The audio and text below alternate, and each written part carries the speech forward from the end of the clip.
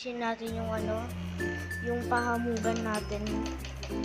Nalinis ko na, hindi ko na lang na-record. Kainis. So, ito na. So, yan. Kailangan na natin linisin. Ito na. So, ang gagawin natin, andun, syempre, ang gagawin natin,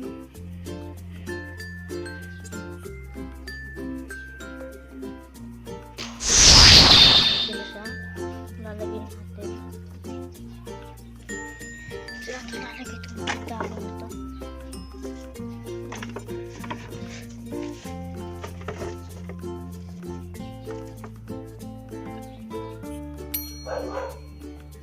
Ayan, linis na.